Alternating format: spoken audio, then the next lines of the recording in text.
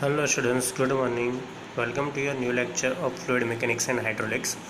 In the previous lecture we have discussed about your topic unit number 3 fluid kinematics and dynamics. In the previous lecture we have discussed about the continuity equation which is based on the conservation of mass. Okay, तो conservation of mass के regarding हमने fluid kinematics का continuity equation last time देखा था और उसके साथ साथ हमने मतलब जो उसके टेक्निकल टर्म्स थे वो भी पढ़े थे।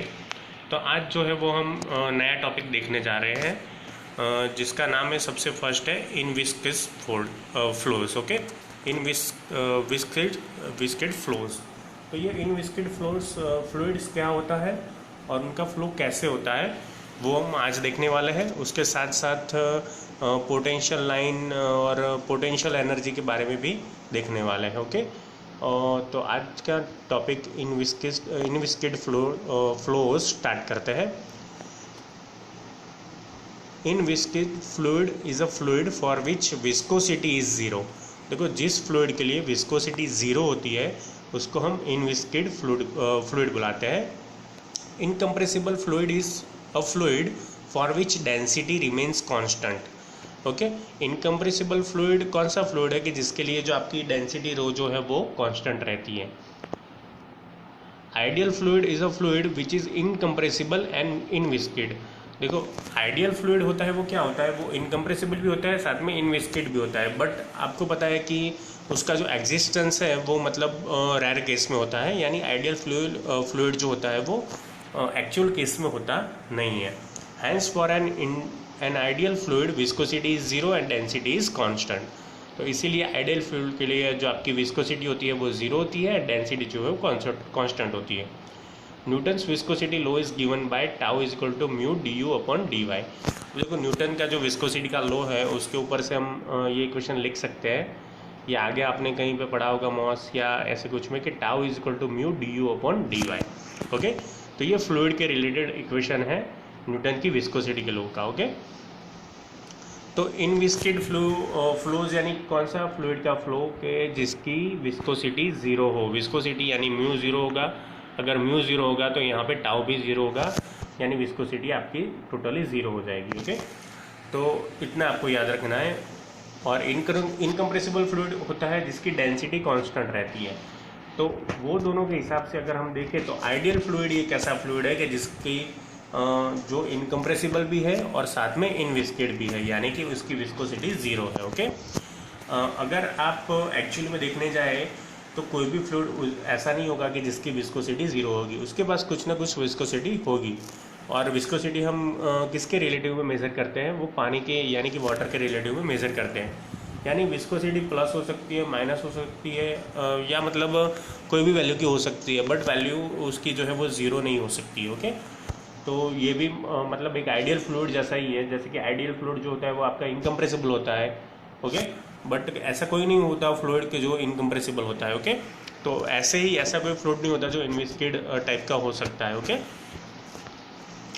Where tau is equal to shear stress. आगे के इक्वेशन में जो हमने टाउ देखा वो शियर स्ट्रेस है। For an ideal fluid as mu is equal to zero, shear stress will be zero, hence shear force tau into A will be zero in case of ideal flow और potential flow. अब देखो, अगर आपका mu ही zero है, आपकी viscosity zero है, तो आपका टाउ जो है शियर स्ट्रेस वो भी ज़ीरो हो जाएगा।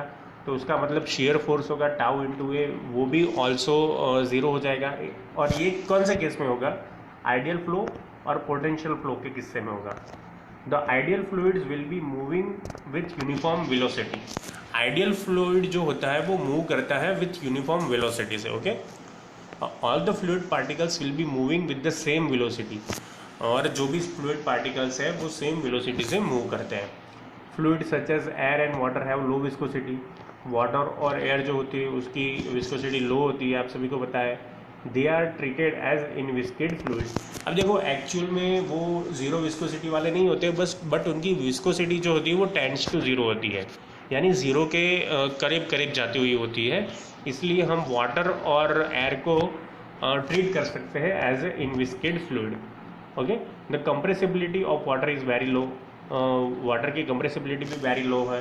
When the speed of air is appreciably lower than that sound that of sound in it. Okay, जो एक्चुअल स्पीड होती है एयर की, वो उसकी मतलब साउंड से भी मतलब लोअर होती है, यानी साउंड जितना जल्दी ट्रैवल करता है उससे ज़्यादा आपकी एयर ट्रैवल करती है।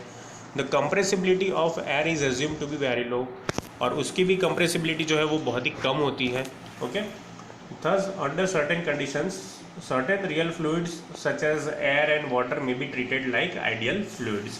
ओके, तो आइडियल फ्लूइड की जो टर्मिनोलॉजी है उसमें ये दोनों मतलब सेट हो जाते हैं, वाटर और एयर, यानी वो कंप्रेसिबल भी, उसकी कंप्रेसिबिलिटी भी वेरी लो है, टेंड्स टू 0 तक है, एंड उनका जो मतलब विस्कोसिटी होता है वो भी टेंड्स टू 0 होता है।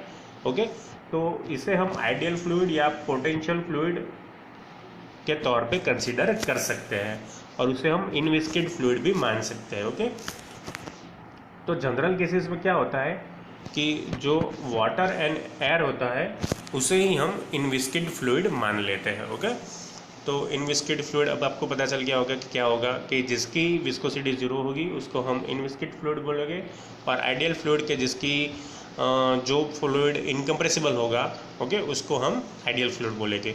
यानी आइडियल फ्लूइड के पास अब 2 टाइप की कैरेक्टरिस्टिक्स है, उसका विस्कोसिटी भी 0 होना चाहिए, यानी कि वो इनविस्किड होना चाहिए, और इनकम्प्रेसिबल भी होना चाहिए। ओके, और ऐसे 2 हमारे पास फ्लूइड है जैसे कि वाटर एंड एयर, जो कि वेरी लो कंप्रेसिबिलिटी वाले हैं और साथ साथ वेरी लो विस्कोसिटी वाले भी है। ओके, ना उसके बाद का टॉपिक है वेलोसिटी पोटेंशियल फंक्शन। अब देखो, इनविस्किड फ्लूइड समझाना इसलिए ज़रूरी था क्योंकि अब जो है वो आप वेलोसिटी पोटेंशियल फंक्शन पढ़ने वाले हो। पोटेंशियल फ्लो आगे आपने वर्ड सुना था आगे की थियरी में, इनविस्किड फ्लूइड में यहाँ पे। ओके, तो पोटेंशियल फ्लो से ही आपका पोटेंशियल फंक्शन निकलेगा वेलोसिटी का। ओके, और ये आपको कई बार जीटीयू में पूछा गया है, इसलिए इम्पोर्टेंट भी है। It is defined as a scalar function of space and time such that its negative derivative with respect to any direction gives the fluid velocity in that direction। Okay, तो ये एक स्केलर फंक्शन है space and time का। Okay, such that its negative derivative, यानी उसका जो negative derivative होता है with respect to any direction. Okay, उसका डेरिवेटिव हम निकालें with respect to any direction, उससे हम क्या बुलाते हैं, which gives the fluid velocity in that direction. Okay, it is denoted by phi, उसे हम फाई से डिनोट करते हैं वेलोसिटी पोटेंशियल फंक्शन को। Mathematically the velocity potential is defined as phi is a function of X Y Z for steady flow such that U is equal to, U जो है वो X direction का velocity component है, इसलिए U is equal to minus del phi upon del X. देखो यहाँ पे negative हमने डेरिवेटिव किया है। ओके, इसलिए डेल बाय डेल एक्स के आगे हम माइनस लिखेंगे। वैसे ही y का आएगा, y कंपोनेंट का, तो उसका जो होगा वो हम v गिनेंगे, तो v होगा is equal to minus del phi upon del Y, and w is equal to minus del phi upon del Z. Okay, तो they are the velocity potential function which is denoted by phi. Okay, और u, v and w जो है वो तीनों मतलब Cartesian systems के हैं, x, y और z तीनों के, where u, v and w are the components of velocity in x, y, z direction respectively, or negative signs indicates that the flow takes place in a direction in which phi decreases। Okay, तो negative direction, negative जो sign है वो क्या indicate करती है, तो आपका जो फ्लो है वो कहाँ पे टेक प्लेस करता है, in the direction in which phi decreases, जहाँ पे फाई आपका डिक्रीज हो रहा है। ओके, वेलोसिटी पोटेंशियल जो फंक्शन है वो डिक्रीज हो रहा है, उसी डायरेक्शन में आपका फ्लो जा रहा है, इसलिए उसका जो फ्लो है वो स्लो डाउन होता है, और स्लो डाउन जो फ्लो में वेलोसिटी कम होती है वो दिखाने के लिए माइनस यहाँ पे साइन हमने लगाया है। Okay, the continuity equation for an incompressibly steady flow is del you upon del x plus del we upon del Y plus del डब्ल्यू upon del z is equal to 0 होता है। Okay, ये continuity equation है 3D system के लिए। Okay, वो हमने last time पढ़ा था। अब देखो यहाँ पे हम u, v एंड w की वैल्यू ऊपर के हिसाब से लगा दे तो क्या होगा, del by del x minus del phi upon del X. Okay, तो ऐसा तीनों टर्म्स में हो जाएगा, तो ये जो है डेल स्क्वायर फाई हो जाएगा, और नीचे जो है वो डेल एक्स स्क्वायर हो जाएगा, उसके बाद del square phi upon del Y square plus और minus del square phi upon del z square is equal to 0 हो जाएगा।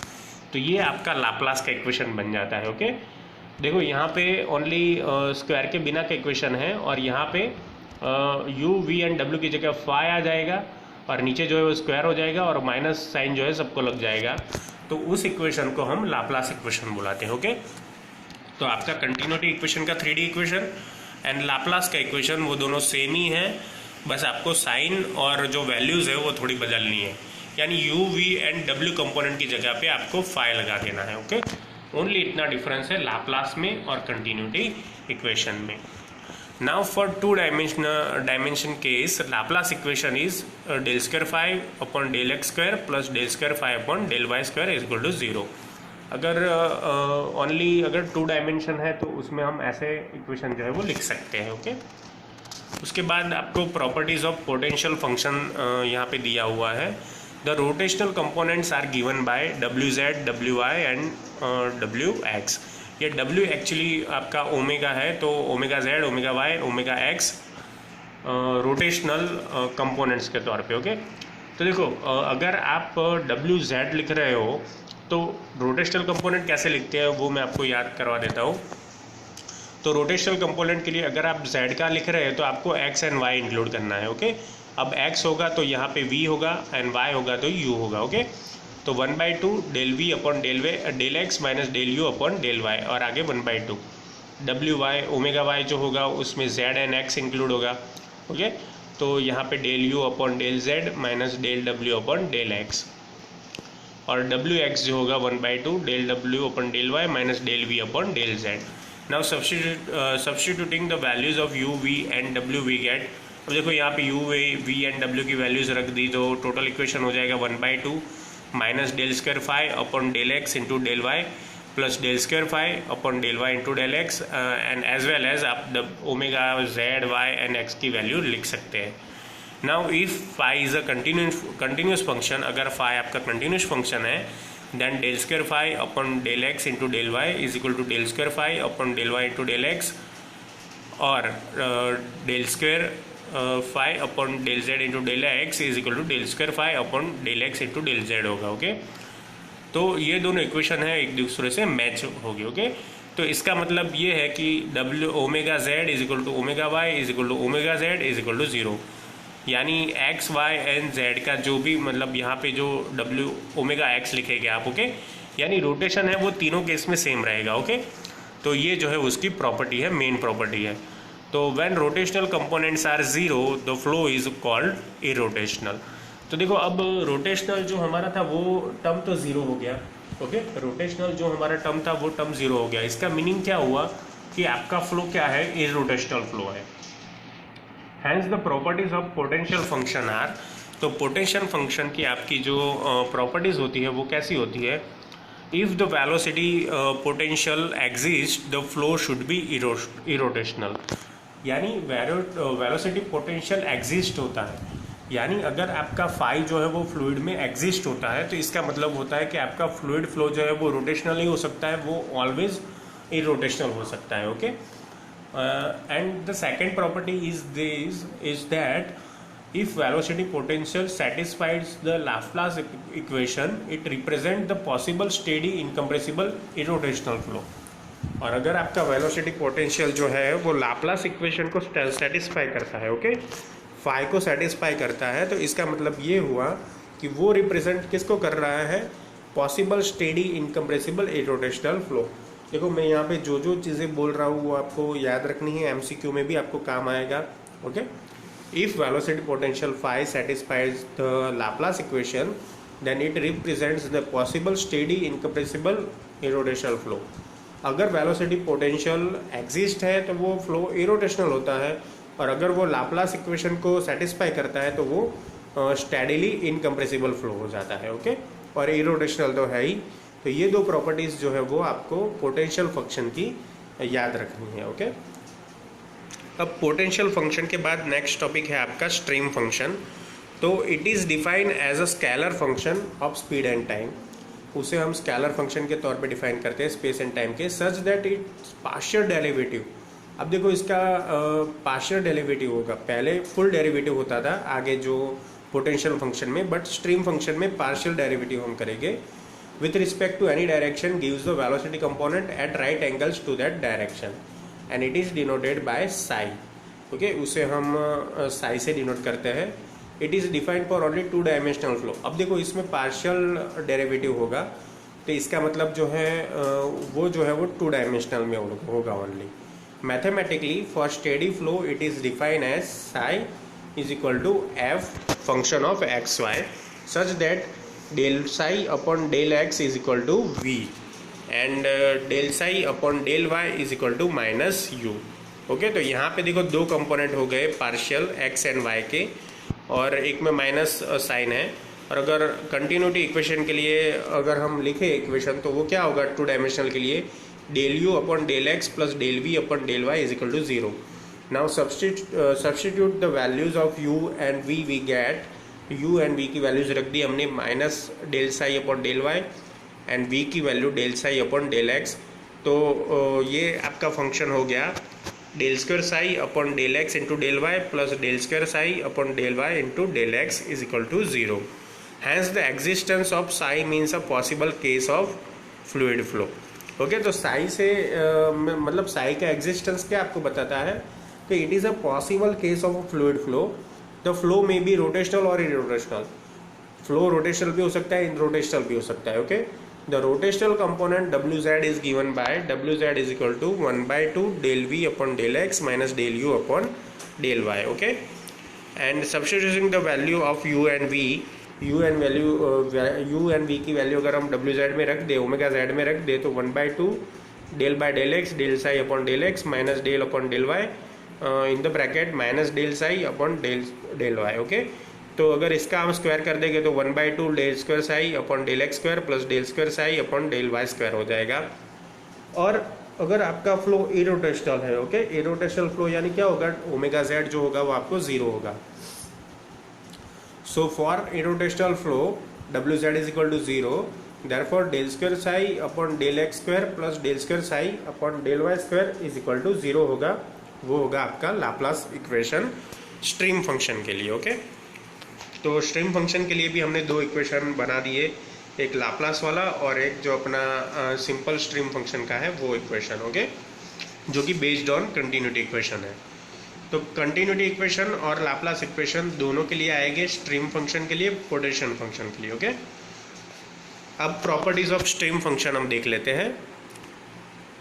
इफ़ स्ट्रीम फंक्शन एग्जिस्ट, यानी साई अगर एग्जिस्ट है आपके फॉर्मूला में, यानी कि आपके फ्लूइड फ्लो में, then it is a possible case of fluid flow, यानी वो पॉसिबल केस है फ्लूइड फ्लो का, विच मे बी रोटेशनल और इनरोटेशनल. यानी कि वो रोटेशनल भी हो सकता है. देखो आगे जो फाई था उससे क्या मतलब आप तय कर पाते कि फ्लो जो है वो इरोटेशनल है. ओके, बट यहाँ पे जो आपका साई है तो साई की मदद से आपको क्या पता चलता है कि आपका जो केस है वो रोटेशनल भी हो सकता है और इरोटेशनल भी हो सकता है. ओके, बोथ टाइप के हो सकते हैं. एंड सेकेंड थिंग और second property is that if stream function satisfied the Laplace equation, अगर स्ट्रीम फंक्शन जो है वो आपका लाप्लास इक्वेशन को भी सेटिस्फाई करता है, then it is possible case of an irrotational flow. Okay, यानी लाप्लास को अगर कर रहा है आपका इक्वेशन फॉलो तो वो इरोटेशनल फ्लो हो जाएगा. ओके, तो ये 2 प्रॉपर्टीज़ है वो जो रिलेटेड है आपके स्ट्रीम फंक्शन से एंड पोटेंशियल फंक्शन से, वो आपको ऑलवेज याद रखनी है. मैं प्रॉपर्टीज़ फिर से रिपीट कर देता हूँ. अगर पोटेंशियल फंक्शन यानी कि फाई एग्जिस्ट है फॉर्मूला में कहीं पे, then must be it is a possible case of fluid flow which may be irrotational. Okay, मैं फाई की बात कर रहा हूँ. और अगर साई है तो उसका मतलब है it is a possible case of fluid flow which may be rotational or in-rotational. And second property of this stream function and potential function is that if stream function satisfy the Laplace equation, stream function अगर Laplace equation को satisfy कर जाता है तो इसका मतलब आपका flow irrotational है वो पक्का हो गया. और अगर आपका जो potential function है यानी कि phi जो है वो Laplace equation को मतलब satisfy करता है तो इसका मतलब ये हुआ कि it is a possible case of steady incompressible irrotational flow. Okay, तो ये 2 प्रॉपर्टी है वो आपको याद रखनी है, फाई और साई, जिसमें फाई है वो आपका पोटेंशियल फंक्शन वेलोसिटी है एंड स्ट्रीम फंक्शन वेलोसिटी जिसे हम साइज से डिनोट करते हैं। ओके, दोनों के सिंबल, दोनों की प्रॉपर्टीज, दोनों के इक्वेशन, ये सारी चीज़ें जो है वो आपको याद रखनी है फ्रेंड्स। ओके, एंड इनविस्किड फ्लूइड के लिए आपको याद रखना है कि जिसकी विस्कोसिटी 0 हो उसे हम इनविस्किड फ्लूइड बुलाते हैं। उसे आइडियल फ्लूइड और पोटेंशियल फ्लूइड भी हम बुला सकते हैं। ओके, तो आज के लिए यहाँ तक फ्रेंड्स। नेक्स्ट लेक्चर में हम दूसरा टॉपिक देखेंगे। Thank you for watching and keep watching for updating videos of fluid mechanics and hydraulics. Thank you.